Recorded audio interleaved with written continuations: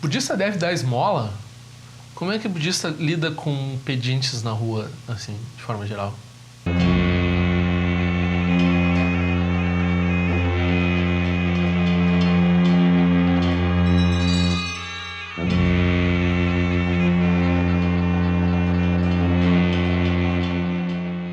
Essa daí eu já ouvi várias vezes. Eu recentemente vi num grupo de budismo.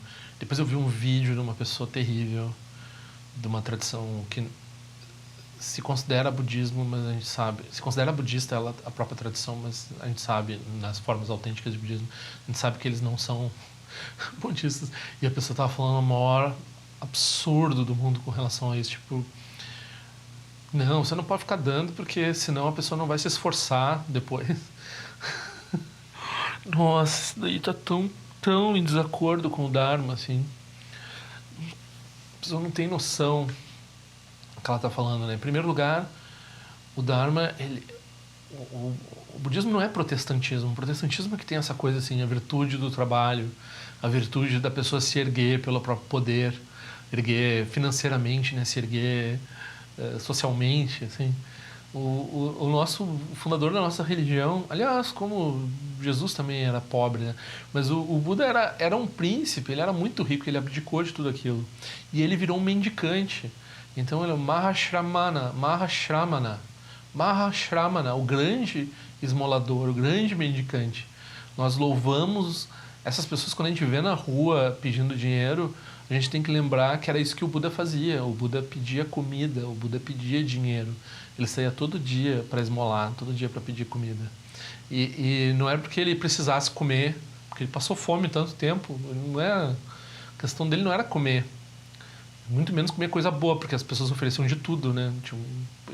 Tem uma questão de pedir para pobre, pedir para rico, ganhar comida boa, comida degradada, o que for que vier, sobra comida feita para o Buda e tal, o que vier ele comia, né? Então era para dar a oportunidade das pessoas participarem da prática dele. Então a pessoa não tem chance de sair da família lá e ser o Buda, então a pessoa participa do mérito do Buda oferecendo alimento para o Buda, né? Então era para os monges em geral. Então esse é um ensinamento que hoje em dia lá na Ásia tem ainda, né?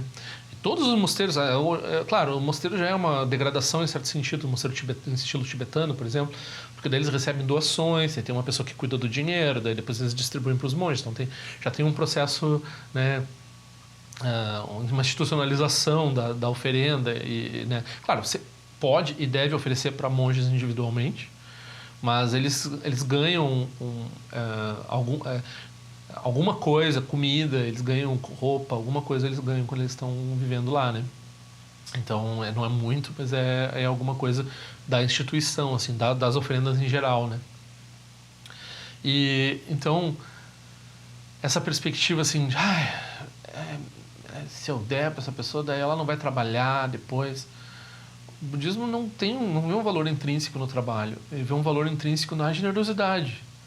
A generosidade, por exemplo, até... Por que algumas pessoas se matam trabalhando e nunca ganham dinheiro, e outras pessoas não trabalham nada e elas têm todos os méritos? Segundo o budismo, as pessoas que usufruem de facilidades é porque elas foram generosas em outras vidas. E agora está se manifestando. Agora não se sabe no futuro como vai ser, se elas não continuam generosas, elas cometem outras não virtudes, tudo bem. Pode ser que mude, com certeza vai mudar, para pior ou para melhor.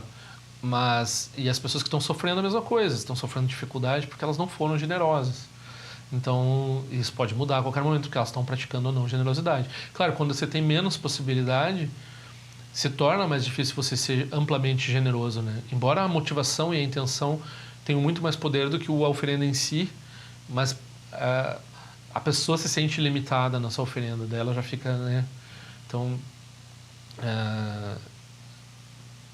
qualquer um de nós aqui vai dizer, essa pessoa até mesmo estava dizendo assim, eu não tenho dinheiro para dar para todos os mendigos que me pedem. E também não é esse o caso, assim. O caso é que se você tem, você deve dar. E mais ainda o caso é que quando pedem para você deve se alegrar porque é uma oportunidade de prática. Então, quando alguém pede algo para você dando ou não dando, né, porque você vai oferecer pelo menos uma interdependência, né? Você vai oferecer um sorriso, ou você vai oferecer um não polido, né? E se você puder, você oferece qualquer coisa, comida, dinheiro. Ah, não vou oferecer dinheiro porque a pessoa vai comprar cachaça. Não vou oferecer dinheiro porque... Não é assim que também... Você não pensa assim, não julga, né? Você pode ter algum tipo de... Né? Se você tiver entre oferecer uma criança, né? Oferecer comida, oferecer dinheiro, aí você pode pensar assim, talvez ela esteja sendo explorada. Você pode ter um tipo de julgamento ali, né? Mas você vai oferecer, seja a comida ou seja o dinheiro, tanto faz. Se você quiser, você oferece o dinheiro também. Não tem nada que impeça, tem nada que diga assim, porque você está especulando, né? Então, por cima da sua especulação, quando você está especulando ainda, sei lá, macrocapitalismo ali se as pessoas derem esmola, então elas não vão desenvolver a economia Bom, a economia do mundo está causando essa desastre ecológico aí. Tem mesmo que ter menos crescimento econômico. As pessoas têm que produzir menos, têm que trabalhar menos, as pessoas têm que fazer menos coisas para poluir menos. Assim, basicamente, tem que ter essa mentalidade agora. Não fazer crescer o bolo. Pensar no outro jeito de distribuir, porque crescer o bolo está no limite. Está no limite de crescer o bolo. Né? Mas daí entra muito em política econômica, né? Mas sem pensar nisso, né, o Buda é o grande mendicante. Oferecer sempre é uma oportunidade, alguém pedir sempre é uma oportunidade de oferecer. Tem várias, né, outro dia eu estava falando ali que algumas vezes quando eu vou no banheiro, daí tem uma mosquinha, né, daí a mosquinha, uma mosca de fruta, cai na privada. Daí a privada, assim, eu não puxo a descarga, daí tem que ir lá achar um negócio para puxar a mosquinha, salvar a mosquinha, né. Daí a atitude que a pessoa pode ter assim, essas mosquinhas... eu sou budista, eu ainda tenho que fazer isso, tenho que salvar essas mosquinhas, né? Tipo, a pessoa pode entrar numa... Assim, mas a perspectiva do Dharma, a pessoa se pensa assim, nossa, eu não precisei nem procurar alguém para salvar a vida. Salvar a vida é o melhor, vai aumentar minha longevidade, salvar a vida é o melhor mérito possível, eu não posso salvar a vida, fazer um mantra... Teve que um bodhisattva renascer nessa mosquinha para eu me dar conta da oportunidade de prática que eu estou tendo aqui. Então já regozija, vê o Guru Rinpoche, já pratica o Vajrayana, já transforma aquilo num mérito incomensurável, assim, né? Então essa atitude mental ela é muito importante. Então também quando a pessoa oferece para o mendigo e assim por diante, também ela faz aspirações, ela vê como o Guru, ela vê como o Buda, que o Buda era um mendicante. Eu estava aqui editando esse vídeo e eu lembrei que ele ainda... ele faz essa pessoa, né, que fez o vídeo, ele ainda faz aquele lugar comum. Não, faz toda uma história para falar, né, o lugar comum de tem que ensinar a pescar, em vez de dar o peixe, tem que ensinar a pescar. Né? E não sei como é que a pessoa vai fazer isso com um pedinte na rua, né? E se a pessoa vai ter essa generosidade de se dedicar a ensinar uma profissão no mendigo na rua. Mas, de toda forma, na perspectiva do Dharma, tem que ver o inverso disso. Ou seja, é o pedinte que está nos ensinando uma coisa sobre o Dharma. Ele está nos ensinando a pescar. Ele está nos ensinando a pescar no sentido da generosidade. Então, ele está ensinando algo sobre generosidade para nós, né? Então, é tão errado sobre tantos aspectos, assim, é uma coisa impressionante. E depois, o segundo ensinamento importante é que tem muita gente falando bobagem sobre o Dharma em grupo de budismo e em vídeos também aí no YouTube, né? Por acaso eu caí nesse vídeo aí, eu fiquei em estado de choque, assim, porque tudo bem a pessoa ter, sei lá, ela aspirar o benefício dos seres pelo crescimento do bolo. Isso é um tipo de coisa, especulação econômica, de natureza filosófica, econômica, política, que as pessoas podem ter opinião diferente sobre isso, né? Agora, com relação a oferecer para um mendigo, isso daí está nos ensinamentos do Vinaya, sempre está nos ensinamentos do Sutra, está nos ensinamentos... O Buda era um mendigo. Então, é meritório oferecer. Independente do que o mendigo vai fazer com aquilo, independente do mendigo, independente se o mendigo vai querer trabalhar, não vai querer trabalhar, não tem nada a ver com isso. É uma oportunidade de ser generoso que está surgindo, né? Então, cuidado com as informações que tem aí. Bastante cuidado. Algumas das pessoas reclamam de alguns aspectos técnicos desses vídeos, né? Acho que todo mundo é muito leniente com a câmera e o visual e tal, mas o áudio o pessoal reclama bastante. Bom, o áudio tem várias peculiaridades, né? Então, nos primeiros vídeos que eu gravei pro canal, eu usei um celular e o áudio era bem ruim. Depois eu comprei um microfone de lapela e esse microfone que eu estou usando agora. Ele é ligado na câmera, né? Então, o plug, dependendo da umidade que está aqui em Porto Alegre, o plug eu não estou ouvindo, né? Não tem monitor, não estou ouvindo quando eu estou gravando, né? Então, quando eu vejo que tem ruído, é só depois quando eu estou editando. Daí eu tenho a opção de gravar de novo ou a opção de botar com algum ruído. Então, eu deixo o ruído às vezes. E agora eu descobri que eu botei um pouco nessa substância santa, até brinquei com um amigo meu dizendo que é o WD-40 e o Dharma, são as duas coisas que porque o WD-40 é muito bom, né? Então eu botei no plug e coloquei um pouco na câmera também e eu espero que diminua um pouco desse ruído que é um pouco da sujeira do problema do contato do microfone, assim. Alguns outros ruídos do microfone eu acho que são as luzes dos vizinhos. Algum vizinho tem alguma luz e a qualidade do fio do meu microfone também, que não é um microfone extremamente caro e tal, né? Então, mas quando as pessoas usam luz fluorescente, algumas vezes entra o barulho da eletricidade, o ruído específico da eletricidade. Isso tem acontecido menos também. Tem uma peculiaridade também, às vezes, que acontece de ficar meio uma luz assim. Isso daí é condensação de umidade na lente. Então eu estou gravando aqui, a câmera está esquentando e se tem alguma umidade vai para a lente. E daí lá pelo meio do vídeo começa a ficar meio embaçado e fica uma luz, assim, parece um sonho, assim.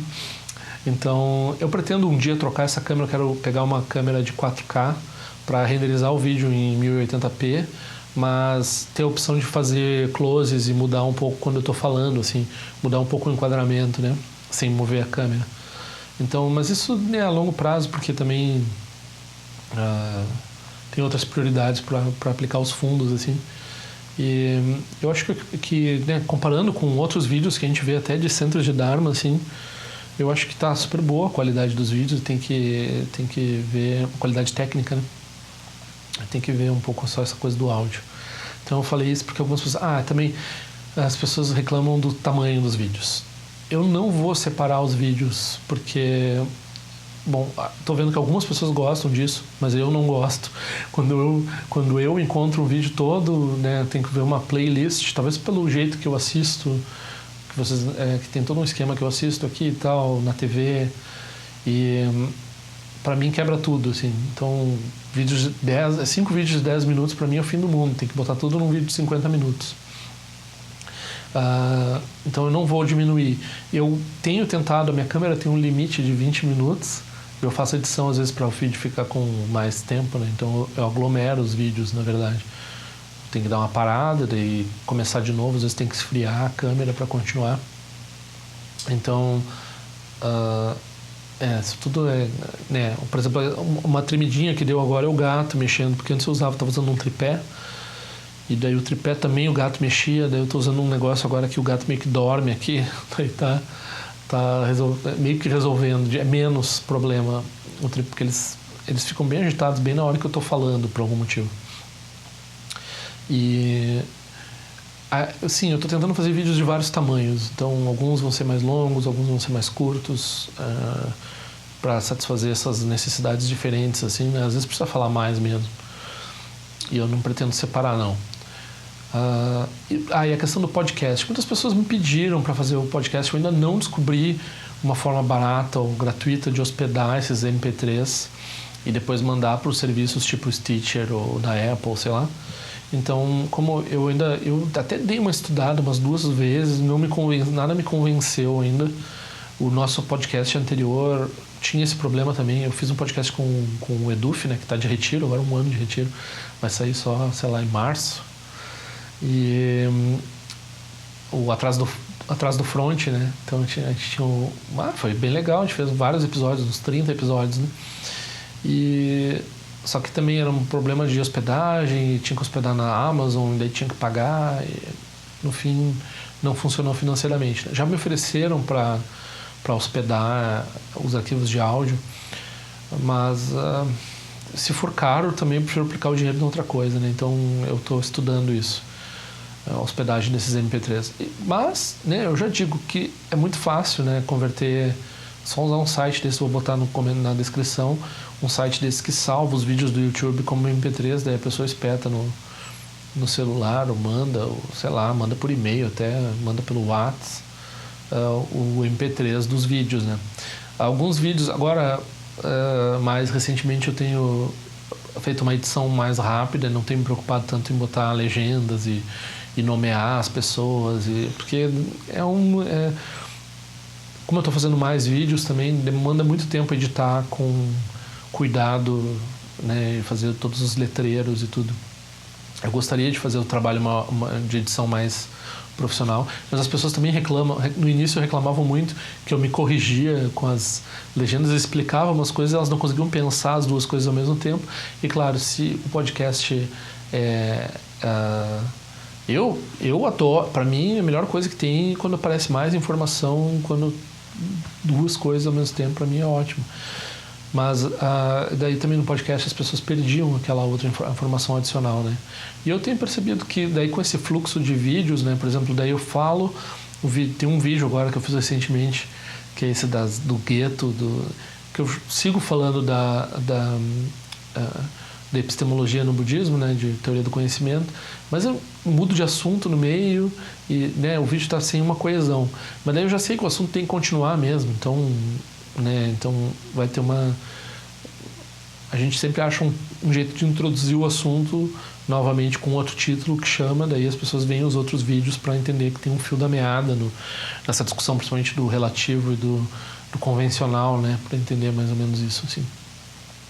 De resto, o feedback está ótimo, está crescendo o número de visitantes, então tá interessante. Eu tenho que trabalhar mais, na verdade, né?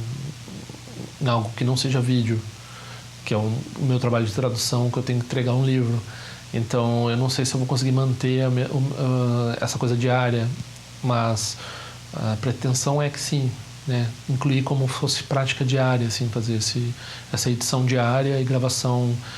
Tem isso também, tem um efeito engraçado que está acontecendo. Acontecia uma coisa parecida, depois eu conto também.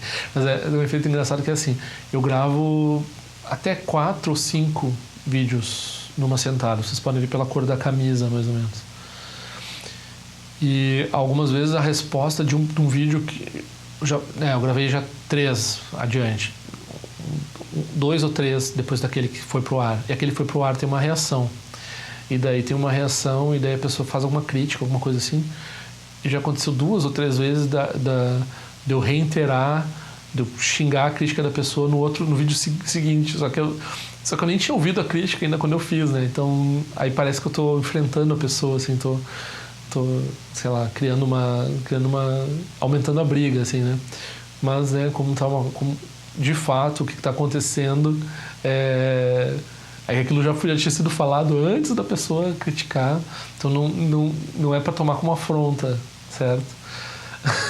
Isso acontecia também, que eu tinha um negócio que eu tinha, sei lá, 2.000 frases, e daí quando eu mandava o e-mail, ele pegava uma das 2.000 frases e botava no final, assim, como fosse um biscoito de restaurante chinês, assim, né? Um pensamento pro dia da pessoa, assim, né? Só que daí as pessoas começaram a ler quando entrava alguma coisa parecida com o que estava sendo falado, e era uma coisa meio... As pessoas achavam que eu estava escolhendo a frase para dar um ensinamento, dizer para a pessoa alguma coisa que ela não estava se ligando, assim. Então, interdependência, assim, a gente gera as paranoias que a gente gera, assim, né? Então, algumas vezes eu gosto de polêmica, né? Então algumas vezes eu vou falar porque eu gosto de continuar a briga, mas outras vezes não é nem isso, às vezes é simplesmente porque eu já tinha falado que entrou.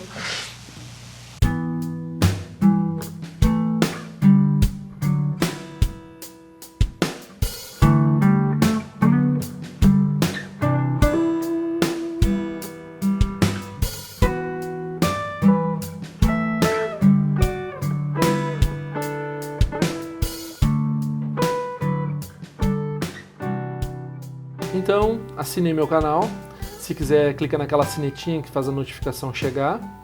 Por favor, assine meu boletim informativo por e-mail e nós nos vemos na prática do Dharma.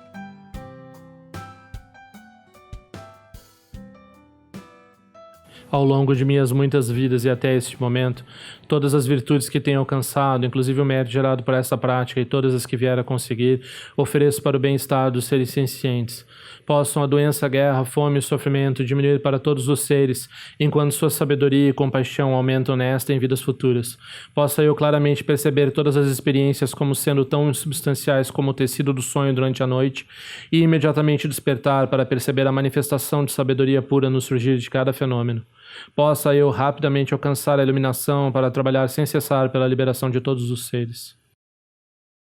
Ganirawe Korajin Kasum Banani Wamalu Jungwene Cherezi Wantejin Jaso Eza Peka Jabadu Tenjo Chi Om Sochi Jamin Chebene Jana Sawa Kunchatu Jeo Zetari Baben Jondo Tode Rumpemoni Jogisa Zunda Tutenjo Chi Chime Kunye Pema Samba Osa Sona Jante Senupa Igar Juwan Shujuki Trupiko Kusese Shin Sesinda Shin Shua Jingme Tuju Trupanangi Wanchato No Trupantenor Buyen Nekopa Molura Sane Lundu Tileta Tutenjo Chi Peme Jason Peme Rizo Jepeme Don Laji Kusesu Wan Pema Choji Drama Rizo Jindoni Peme Lonche Trujo Chi Pende Jungwane Jembo Dempa Yori Nepadan Demba Zimbe Jebonan Kusenjo Sentenjo Chi do Sun Sanje Guru Rinpoche Ngando Kunda Dewa Jumbo Jaba Che Kusatu Tuta Pasa So Adev So Jinje Lab So Shina Sangwe Baje Jwa Dan Zambalon Jeru Pajen De Loba Ma Hon Baja Guru Pema Sede Ken Loja Zon Reloja Zan Lisa Sun Jaba Pedro Jusho Sunangwa Damira Do Sungele Show